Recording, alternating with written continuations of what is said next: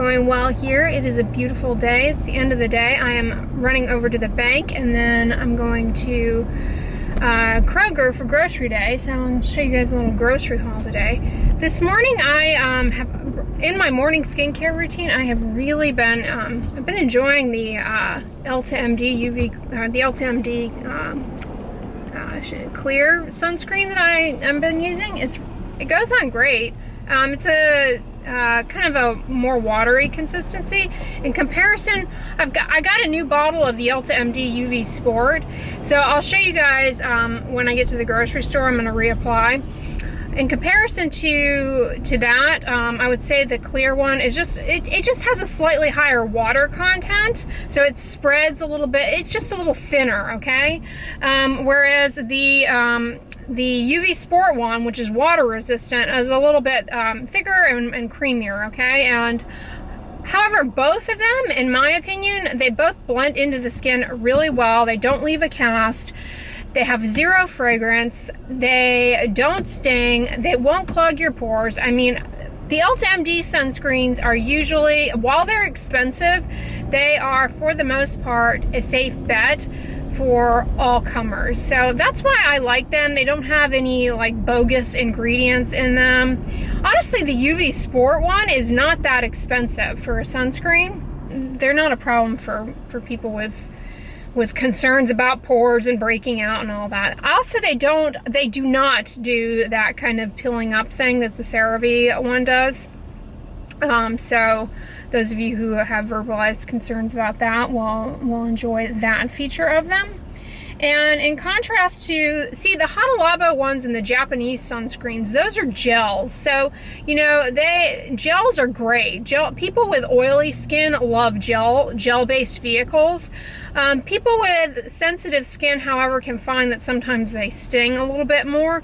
The Hibiscus one, I found super gentle, no fragrance. As far as a chemical sunscreen, the Japanese ones are, where we go, I'm here at the bank. I can't stand getting into this bank, so they have like the most awkward turnaround thing and people get angry and it's like, well, I don't have a choice but to get over into this lane. You know, how else am I supposed to get in there? All right, so I managed to escape out of the bank parking lot trap fairly easily. That place is just designed so poorly in terms of getting in and out. It's really a pain to do that, but anyways, that pea soup that I made the other day is so good, you guys. I had it again for dinner last night. It just gets better with time. And I've got some to have tonight. It's really good. And I had some for lunch as well, so I'm going to finish it up today. But I highly recommend it. It just gets better with time. I think next time I make it, I might make a massive batch of it. Just use the entire pound of split green peas. That way and I could freeze some of it. Who am I kidding? I'd probably just eat the whole pound. But the Japanese sweet potatoes, I think really, I don't know, I've never tried it with any other kind of potato. I'm sure they're all fine, but I feel as though the Japanese sweet potatoes, because they have a slightly higher resistant starch content than just an ordinary potato. So they break down a little bit more slowly and really make it a lot kind of thicker, and it's good. And the 5-spice is like, you can make your own 5-spice, by the way. You don't have to, if you can't get it. It's like cinnamon and licorice. When you open up the bag, it smells like H Mart. I'm like, oh my goodness, this is that wonderfully fragrant aroma of like a lot of Asian restaurants, and well, frankly, H Mart smells that way. It's really nice. The anise, and the cinnamon. It's just really, really nice. Really good palate cleanser, and that in combination with the goji berries that I threw in there, oh gosh, I'm patting myself on the back for that one, what have you. But parking lot is not too bad. There are school buses here. Did everybody stop? Is there a field trip going on at Costco? That's a smart field trip, you know. You could teach kids about a business. Costco, I think, is a pretty good business. As far as I understand, they treat their employees very well, which I like. I've got my hat here, by the way, and my Coolie Bar cardigan. These are staples, but it is sunnier than sunny can be. I did reapply the Elta Md Clear Sunscreen about an hour ago, but like I said, I brought the I brought my new bottle of, because in my winter skincare empties, I told you guys I used up a whole bottle of the UV Sport. It's bright out. Like, there's a giant Ford decal that's just trying to give me a basal cell or something, trying to give me a squamous cell carcinoma right now. But I'm gonna resist. Oh, I got a little hair hanging there. That's disgusting. But see, it's just thicker. Like, if I did this with the clear, you know, it'd be more runny. But they both reapply really well. And one point about reapplying that I don't think I've ever really put much verbal emphasis on. I mean, I do it, or try to do it. You got to get it here in the what's called the medial canthal area. This is a common area actually for skin cancers.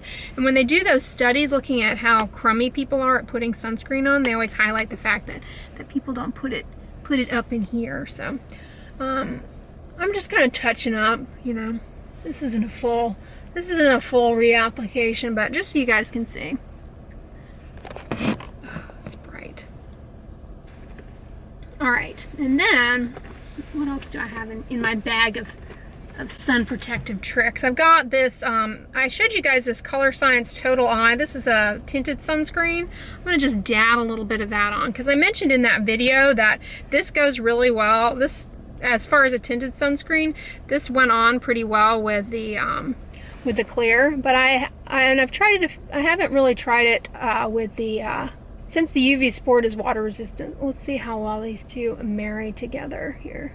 Just as far as a little. And if you're wondering, like, am I going to start wearing tinted sunscreens now? I'm not sure. Like I said in that video, you know, I like the idea of having them kind of as a talking point. For the iron oxide component.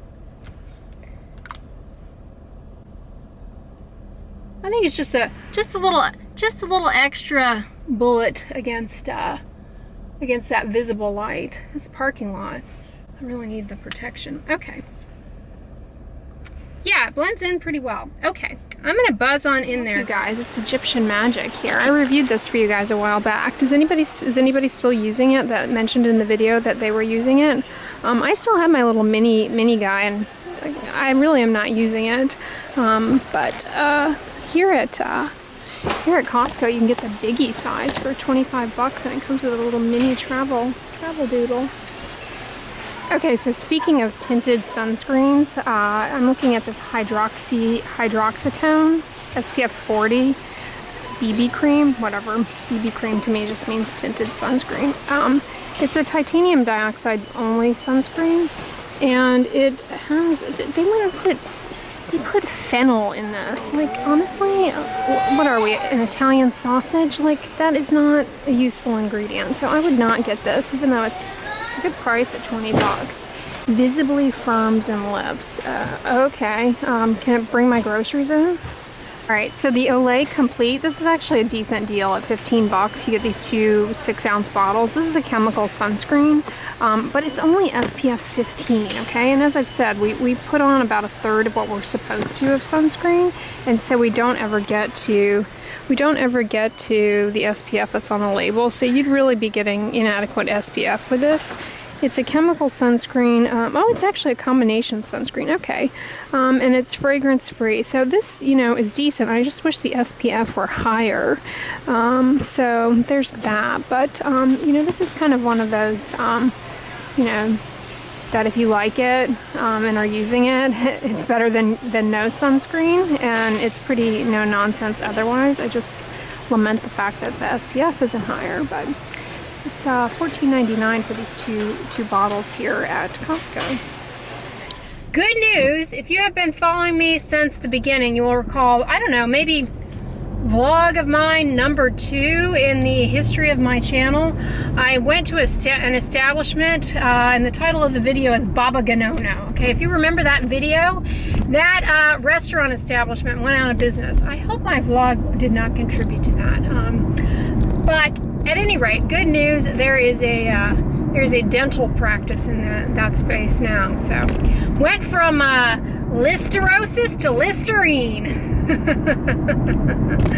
Ooh, that place was a health hazard. But anyways, I am off to Kroger. Hopefully it's not too human-y in there. I just don't like, you know, crowds. It delays time, you know.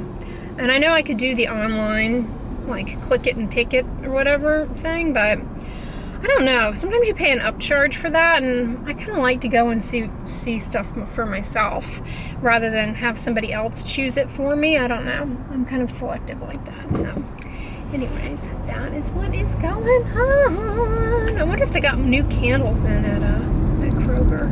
I never got the Valentine Tuscany candle, but I wonder if they have any new Tuscany scents. Tuscany scents. Some zucchini this week. They're not the most fantastic looking zucchini right now, but I really was liking the zoodle soup that I made, so I may put that together again this week. Then I got 3 sweet potatoes, 6 cucumbers. I love to peel these. They're great on my spiralizer. I love having them in salad with a little bit of apple cider vinegar and Mrs. Dash. I got 2 white onions, a bulb of garlic, and then I had a coupon and it was on sale, the Silk Cashew Milk. I like this stuff. And then I also had a coupon for the Simple Truth, that's the Kroger brand, unsweetened almond milk. And then I also swung by the bulk bin and got some more of the steel cut oats that I use in my cauliflower oats in the morning.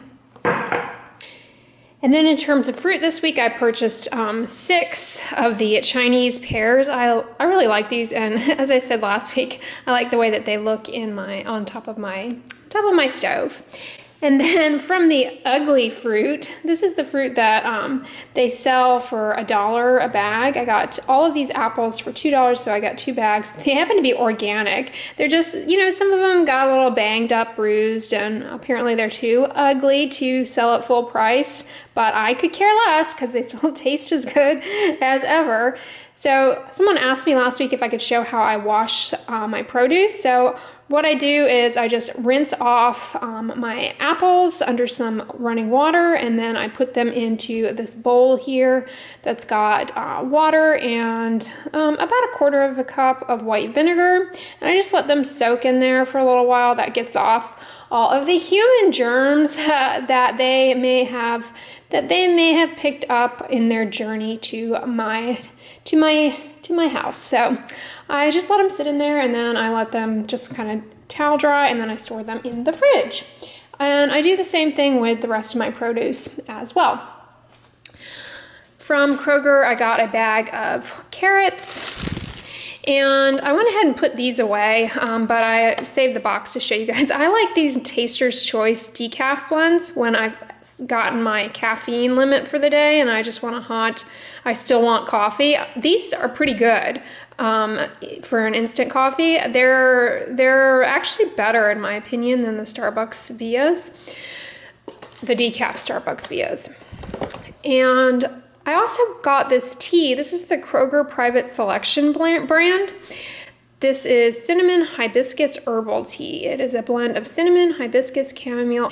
It has chicory root and orange peel. It sounded really nice. Roasted carob. I like to have a decaffeinated tea in the evening, and I love hibiscus, and I absolutely adore cinnamon. So I'm really glad that I found that and hope it's as good as it looks. If you guys use these, by the way, and know of a cheaper sourcing of it's the Dentec brand. This is the one that works for my teeth. I've tried just about every brand out there, and this is the one that I like and the only one that I'm gonna buy.